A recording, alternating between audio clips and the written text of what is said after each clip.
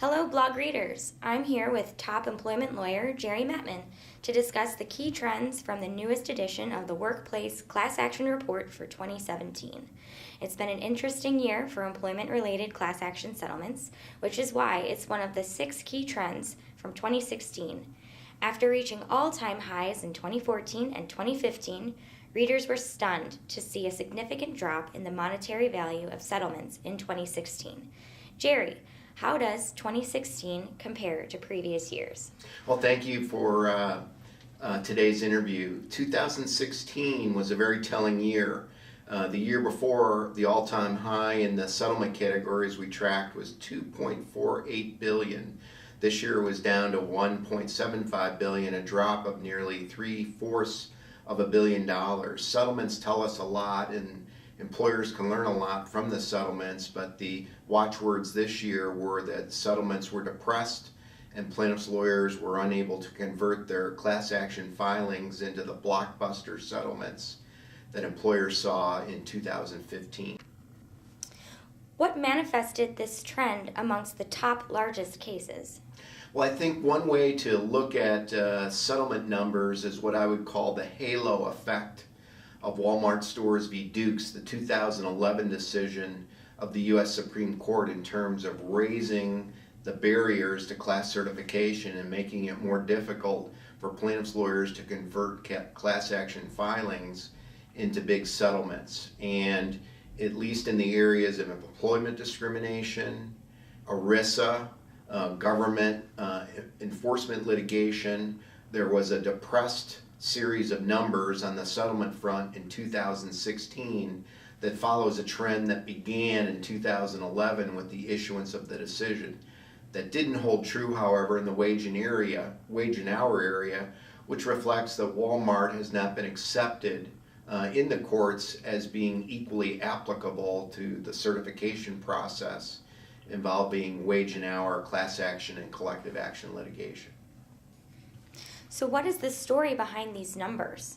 Well, simply stated, the Walmart halo effect can best be illustrated by actually looking at the top 10 settlements in these various substantive areas. Employment discrimination, those top 10 settlements in 2016 totaled $79.8 million. That was down from $295 million in 2015, and the numbers in 2016 were the second lowest in the last decade. In essence, since 2011, federal courts have utilized Walmart and made it more difficult for plaintiffs' attorneys to settle their cases because certification has become that much more difficult.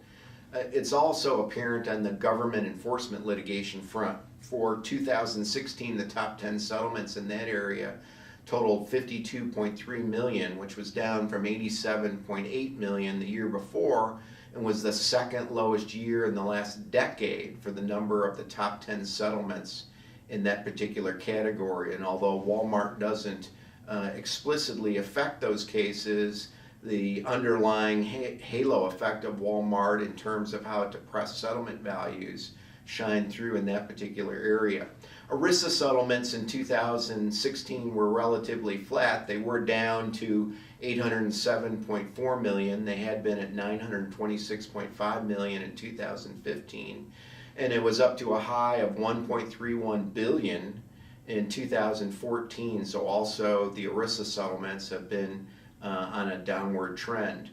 But none of those things held true on the wage and hour front. The top 10 settlements there grew exponentially in 2016, principally because the barriers created by Walmart have not been applied readily or across the board by judges in wage and hour cases. Those top 10 settlements in 2016 were at $695.3 million, and that was up from just 2 years ago in 2014 at $215.3 million. In essence, more than nearly a quadrupling of the value. So there's been a migration of talented class action plaintiffs lawyers to the wage and hour space. And if one views their prosecution of class action litigation like an investment in the stock market, low investment, high return, and plaintiffs' lawyers are able to convert wage and hour class certification rulings into higher settlements. Interesting. You can learn more about Jerry's findings for 2016 in the newest edition of the Workplace Class Action Report. Blog readers, stay tuned to our Workplace Class Action blog for more on how 2016 settlements will impact litigation in 2017.